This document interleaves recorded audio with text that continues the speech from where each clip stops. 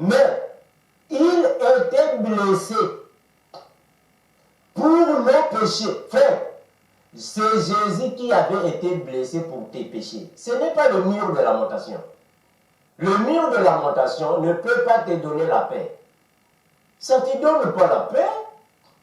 Ça ne te donne pas le pardon du péché, frère. Le mur de lamentation ne te donne pas la repentance, la rédemption, la sainteté. Il n'y a que Jésus. Le mur de lamentation est constitué de pierres mortes. Ce ne sont pas des pierres vivantes, frère. Il n'y a que Jésus. Voilà Jésus.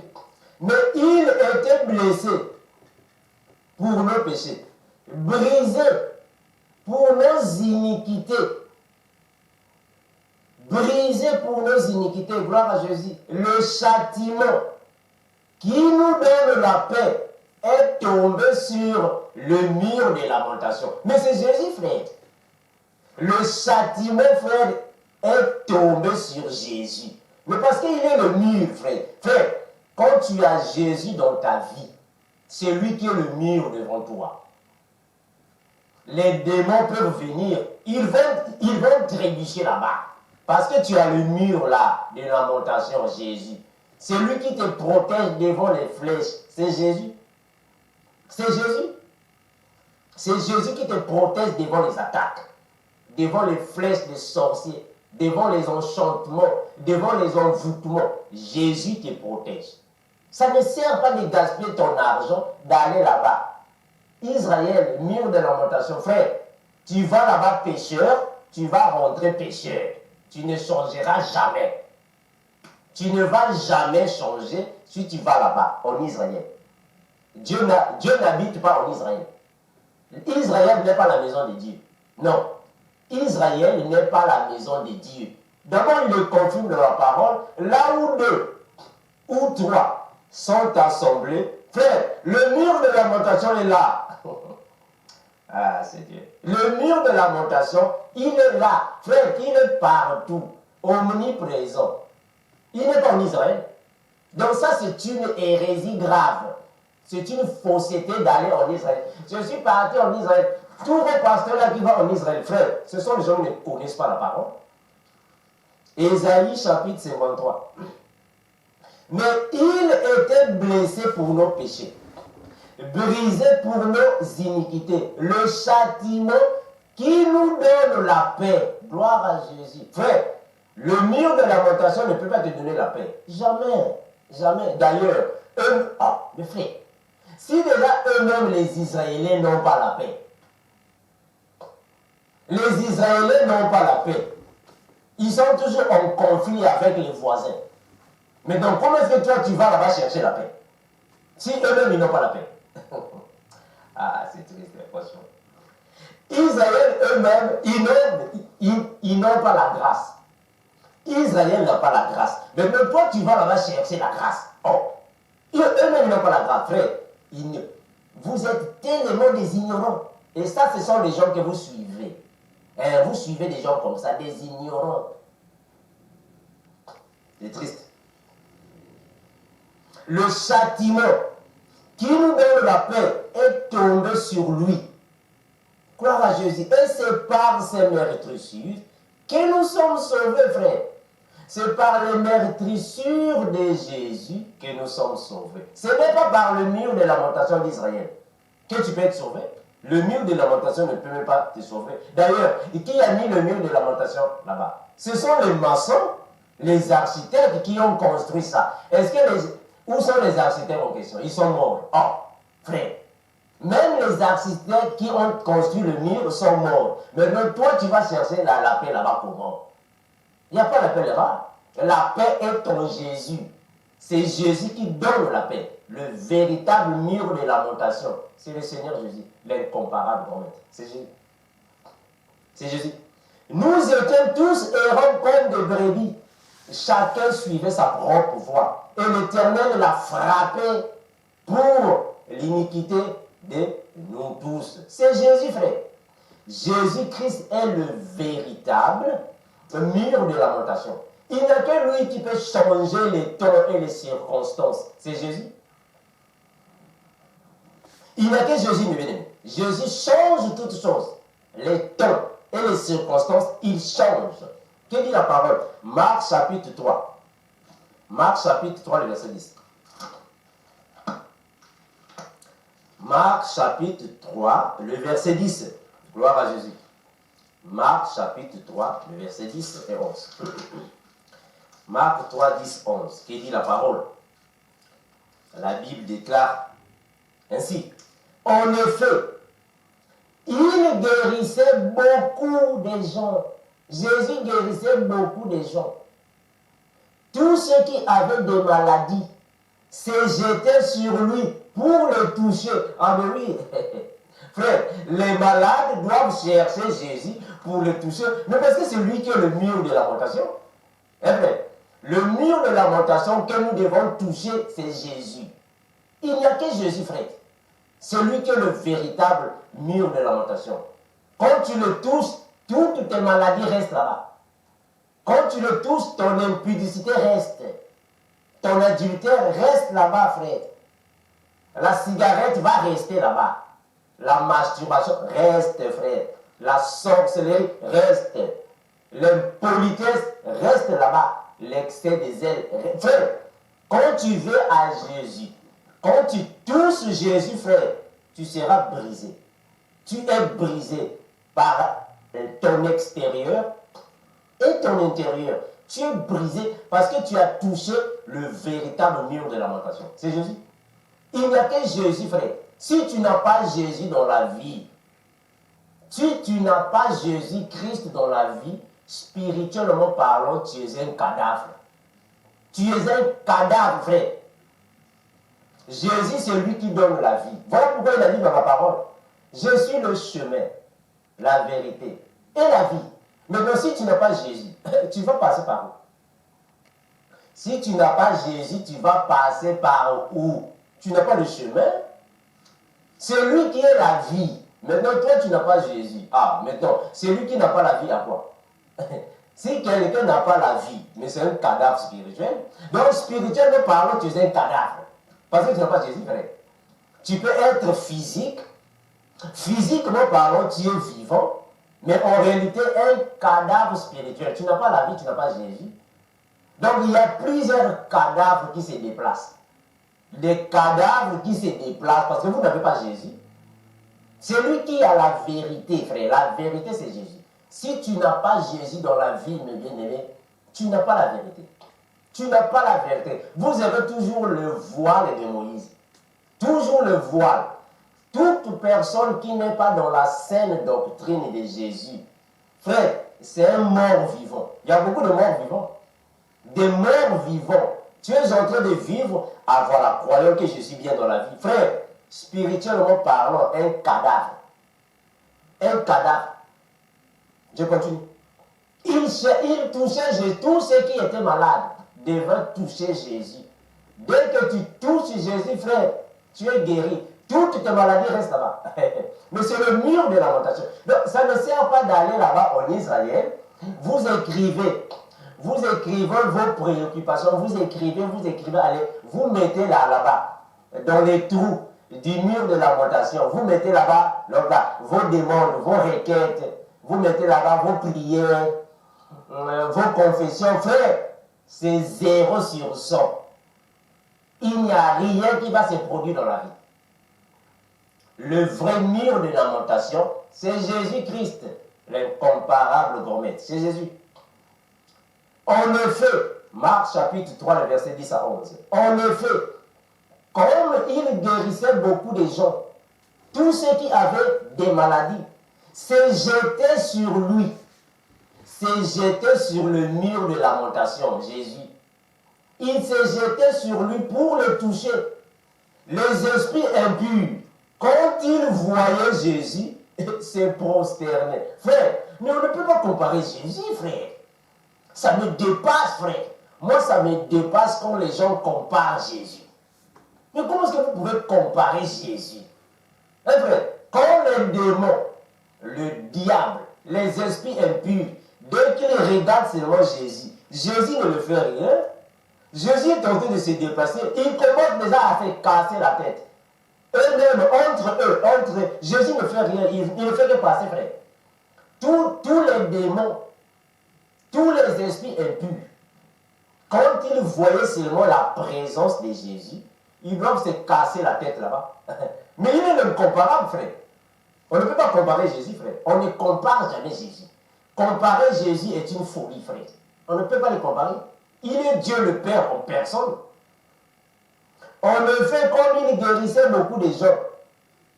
Tous ceux qui avaient des maladies se jetaient sur lui et le touchaient. Pour le toucher, les esprits impurs, les démons, quand ils voyaient seulement Jésus, se prosternaient devant lui et s'écriaient, tu es le Fils de Dieu. Mais il leur recommandait très sévèrement de fermer la bouche. Ah, Jésus l'incomparable. Frère, on ne peut pas comparer Jésus, frère. On ne le compare pas. Jésus, on ne le compare pas. Il est Dieu le Père en personne. Si tu as des problèmes dans la vie, viens à Jésus. Il n'y a que Jésus qui peut te donner le salut. Si tu n'as pas Jésus dans la vie, tu ne peux jamais avoir le salut. Frère, tu ne peux jamais aller au paradis si tu ne connais pas Jésus. Mais parce que c'est lui qui est le chemin. Avant d'aller au paradis, il faut connaître le chemin. Mais toi, tu ne connais pas le chemin. Tu vas passer par où? Ah non, non, frère Armando, tout chemin mène à Rome. Ah bon? Frère, si tout chemin mène à Rome, il n'y a qu'un seul chemin qui mène au paradis. C'est le mur de lamentation. Le mur de lamentation est l'unique chemin qui mène au paradis. C'est Jésus. Jésus est l'incomparable qui mène au paradis. Si tu n'as pas Jésus dans ta vie, frère, tu ne peux jamais connaître le chemin. Jamais. Jamais. Mais que dit la parole? 1 Pierre, chapitre 1er, le verset 10. La Bible est claire. 1 Pierre, chapitre 1er, le verset 10. Que déclare la parole de Jésus, l'incomparable bon maître. La Bible déclare ainsi, 1 Pierre 1,10. 1 Pierre 1,10. La Bible dit ainsi, les prophètes qui ont prophétisé touchant la grâce qui vous avez été réservée en fait de ce salut, l'objet de leur recherche et de leur interprétation, voulant sonder l'époque et les circonstances marquées par l'Esprit de Christ qui était en nous. Frère, même les prophètes, tous les prophètes ont cherché de toucher Jésus. Ah, mes bien-aimés.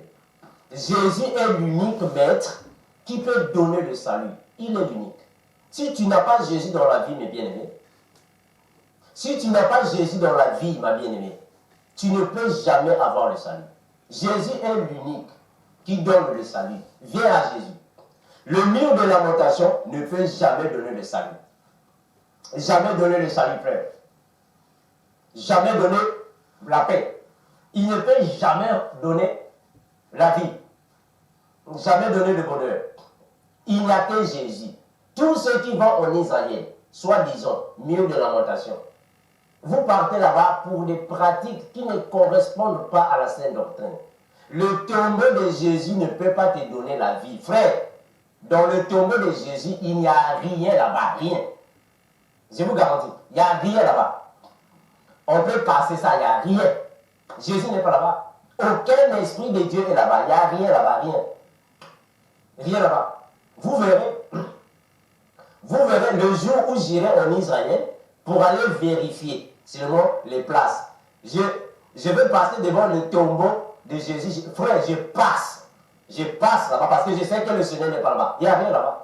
Le tombeau de Jésus est vide, il n'y a rien là-bas. Aucun miracle là-bas, il n'y a rien. Il n'y a que Jésus. Quand tu reçois Jésus dans ta vie, tu es bien dans la vie. Il n'y a pas une autre divinité qu'on peut comparer à Jésus. Il n'y en a pas, frère. Jésus est l'unique. On ne peut jamais comparer Jésus à qui que ce soit. Toutes les divinités de ce monde sont neutralisées, amoindries, anéanties devant Jésus. Il n'y a que Jésus qui peut sauver. Simon Kimbangu ne te sauve pas. Simon Kimbangu, d'abord lui-même, il est dans les tombeaux. Pourri, il n'était qu'un homme, comme toi et moi. Né par une femme, grandi dans le péché, commis les actes sexuels, il ne peut pas te donner la paix, ni le bonheur. Non, c'est le Dieu de gloire. Il ne peut pas te donner la vie. Ce n'était qu'un serviteur de Jésus. Un prophète. Est-ce qu'un prophète peut te donner la vie? Un prophète, il va te donner la vie. Si lui-même il était prophète, vous l'appelez bien prophète. Et vous dites encore que c'est lui qui est le Dieu de gloire. Oh, mais il est prophète. Ah, vous avez dit non, Jésus aussi était prophète. Alors vous comparez Jésus. Il n'y a que Jésus, frère, qui peut donner la vie. Toi qui ne connais pas Jésus, viens à Jésus. Quelle que soit la situation de ta vie, viens à Jésus. Tu n'arrives pas d'abandonner la masturbation, viens à Jésus. Il est le mur de lamentation, c'est Jésus. Viens te décharger sur Jésus, le mur de lamentation, c'est Jésus. Viens à Jésus avec tous tes soucis, il est le mur de lamentation, c'est Jésus. Viens à Jésus, frère, abandonne le péché, abandonne le mal. Le mal ne te donnera rien, abandonne les boîtes de nuit, ça ne te donnera rien. Les films porno, la masturbation, la sorcellerie, l'impolitesse. Abandonne l'impolitesse. Le manque de soumission. Abandonne ça, frère. Ma soeur, abandonne ça. Le vilain caractère, abandonne ça. Il n'y a que Jésus qui te donne la paix, le bonheur, la joie de vivre, le paradis. Il n'y a que Jésus. Toutes les mauvaises pratiques, abandonnez, frère. L'huile d'onction. Chaque fois, on vous met là-bas l'huile d'onction, frère, abandonnez ça. Toute pratique qui est contraire à la saine doctrine, c'est l'esprit de l'antéchrist, frère. L'esprit de l'antéchrist. Voilà pourquoi la Bible confirme que le mystère de l'iniquité agit déjà.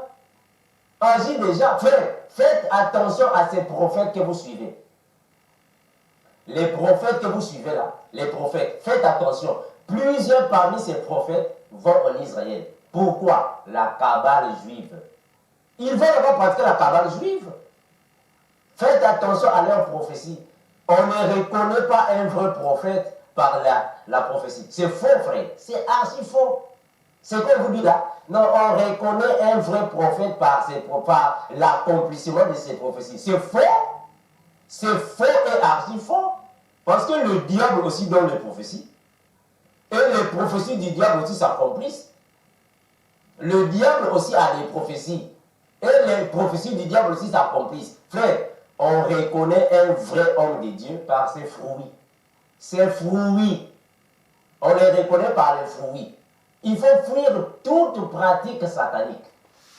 Il n'y a que Jésus qui est le véritable mur de Berlin. C'est Jésus. Quand tu viens à Jésus, rempli de péchés, chargé de péchés, tu vas rentrer à la maison souple. Voilà, tu es déchargé de péchés. Déchargé, frère. Tu n'as plus de péché en toi. Parce qu'il va te laver, il va te purifier, il va te sanctifier, frère. Voilà pourquoi il a le sang. Nous avons le sang de Jésus. Le sang de Jésus est là pour purifier nos péchés, pour laver nos péchés, pour nous rendre saints et parfaits comme lui-même. Gloire à Jésus. Voilà pourquoi la Bible confirme. Même si tes péchés sont devenus comme du cramoisi, frère, il est capable de les rendre plus blancs que la neige. Voilà. Plus blanc que la neige, frère. Viens à Jésus. Quitte le mal. Abandonne le mal. Abandonne le mal. L'impudicité, la sorcellerie, tout ce qui est mauvais. Vous savez, dans la Bible, on a cité ça.